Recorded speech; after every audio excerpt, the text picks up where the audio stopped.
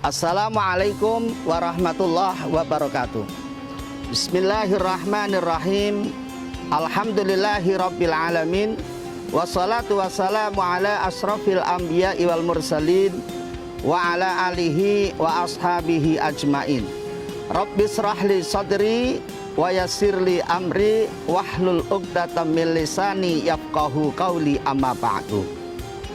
Pemirsa yang saya hormati dimanapun berada, Allah menciptakan manusia hanya untuk beribadah kepadanya. Seperti firman-Nya, a'udzubillahi minasyaitonirrajim, bismillahirrahmanirrahim. Wa ma khalaqtul jinna wal insa illa liya'budun. Kata Allah, aku tidak ciptakan jin dan manusia kecuali hanya untuk beribadah. Definisi ibadah adalah ismun jami'un likulli ma yuhibbuhullahu wa yardahu minal aqwali wal af'ali adh-dhahirati wal batinati. Ibadah adalah sebuah nama yang mencakup seluruh ucapan-ucapan kita, perbuatan-perbuatan kita, baik yang nampak maupun yang tidak nampak, yang disukai dan diridhoi oleh Allah Subhanahu wa ta'ala. Pertanyaan kita adalah, sudah sejauh manakah ucapan-ucapan kita, perbuatan-perbuatan kita yang selama ini kita lakukan, apakah sudah menuju ucapan atau perbuatan yang diridhoi oleh Allah Subhanahu wa ta'ala? Kalau memang sudah, alhamdulillah, kita termasuk orang yang beruntung. Tetapi kalau masih belum, mari, mumpung Allah masih memberi kesempatan kepada kita, mari kita gunakan kesempatan yang sangat baik ini untuk memperbaiki ibadah kita kepada Allah Subhanahu wa ta'ala. Para pemirsa dimanapun berada yang saya hormati, tujuan ibadah adalah untuk membentuk karakter manusia, supaya manusia menjadi manusia yang baik, mempunyai karakter yang baik. Di dalam bahasa kita, manusia punya akhlakul karimah. Untuk menuju ke sana, tentunya ibadah kita harus kita usahakan menuju ibadah yang mabrur. Kata-kata mabrur ini biasanya dipakai dalam ibadah haji, karena ada salah satu sabda Rasulullah yang berbunyi, Al-hajjul mabrur laisa lahu jazaun illal jannah. Haji yang mabrur ini tidak ada balasan kecuali surganya Allah Subhanahu wa ta'ala. Kenapa kata-kata mabrur hanya dipakai dalam ibadah haji? Tentunya kita bisa menganalogikan, kita bisa merasionalkan bahwa kalau rukun Islam yang kelima, rukun Islam yang kelima itu adalah haji, maka kalau dikatakan haji itu harus mabrur, maka harus diusahakan yang pertama juga harus mabrur, yang kedua juga harus mabrur, yang ketiga juga harus mabrur, yang keempat juga harus mabrur, baru yang kelima kita akan dapat haji yang mabrur. Syahadat kita harus mabrur, sholat kita harus mabrur, puasa kita harus mabrur, zakat kita harus mabrur, baru kita akan mendapatkan haji yang mabrur. Lalu bagaimana tanda-tandanya ibadah yang mabrur? Ada 3 tanda, ada 3 alamat. Ibadah kita bisa dikatakan mabrur apa tidak, ini apabila sesuai dengan 3 tanda. Yang pertama adalah thayyibul kalam. Tanda ibadah kita yang mabrur yang pertama adalah thayyibul kalam. Artinya thayyibul kalam adalah omongan yang baik, omongan yang fasih. Karena salah satu ciri penduduk surga ini adalah lisanun fasih, yaitu omongan yang fasih. Omongan yang fasih ini adalah omongan-omongan yang teratur, omongan-omongan yang selalu baik, tidak pernah menyakiti hati orang lain, tidak pernah menyinggung perasaan orang lain, tidak pernah menfitnah orang lain. Ini namanya omongan-omongan yang fasih. Maka ada pepatah Arab mengatakan, salamatul insan fi hifdzil lisan.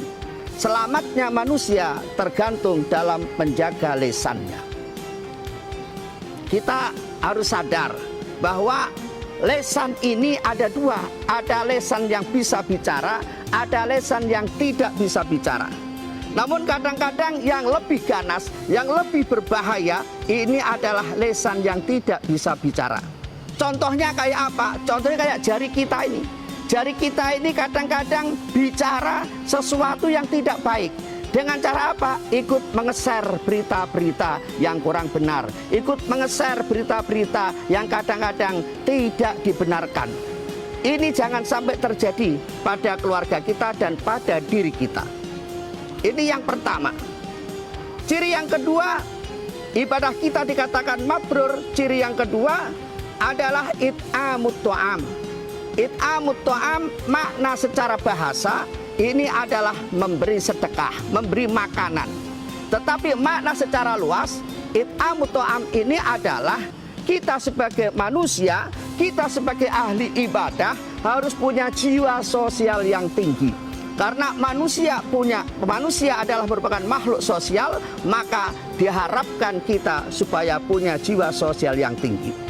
Dari mana ini kita ambil? Ini kita ambil pelajaran dari ibadah kita, dari sholat kita. Sholat itu ada rukun yang namanya sujud.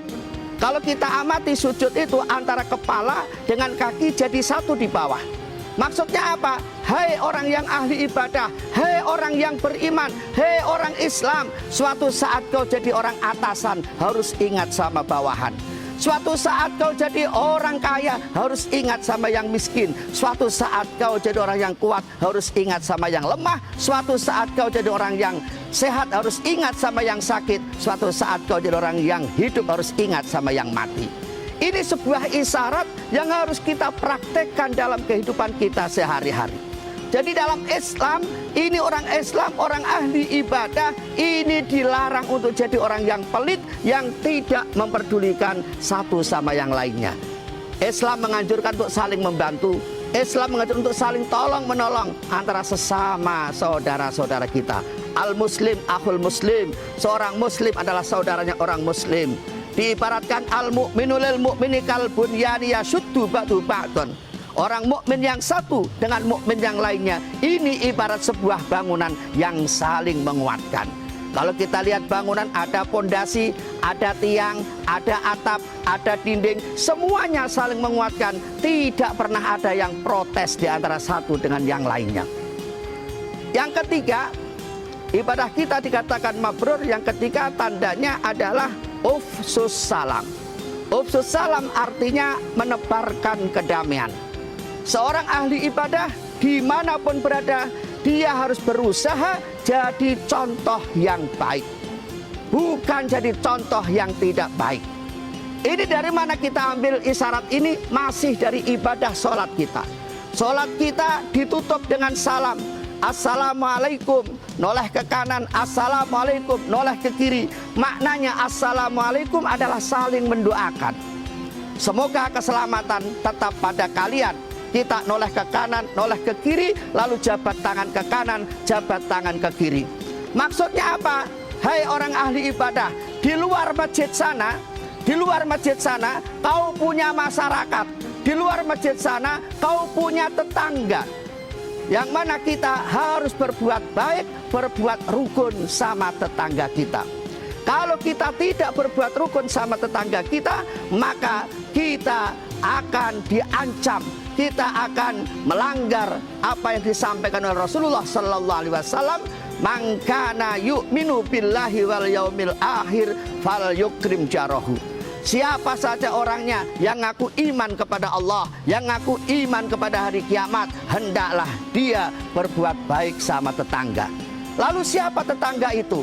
Di dalam kitab Qawaidiyah diterangkan, tetangga adalah batasan tetangga adalah ke kanan 40 rumah, ke kiri 40 rumah, ke depan 40 rumah, ke belakang 40 rumah. Ini yang harus kita jaga kerukunannya.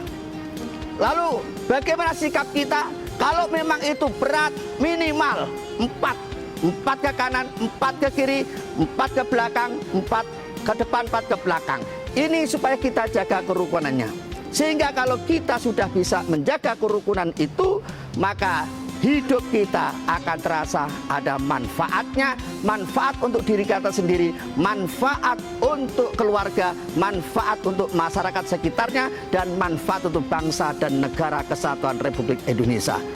Jadi kesimpulannya, tanda ibadah yang mabrur, usahakan ibadah kita ini ada efeknya, ini ada asarnya untuk bisa kita praktekkan dalam kehidupan kita sehari-hari, sehingga kita bisa menjadi umat yang manfaat dunia akhirat, menjadi manusia, menjadi warga negara bangsa Indonesia ini yang bisa bermanfaat untuk negara kita. Mudah-mudahan ini ada manfaatnya untuk kita semua, dan saya ucapkan terima kasih kepada FMC yang sudah memfasilitasi kita sebagai wasilah untuk menyampaikan dakwah kita. Amin ya rabbal alamin. Wallahul muwaffiq ila aqwamit thoriq. Wassalamualaikum warahmatullahi wabarakatuh.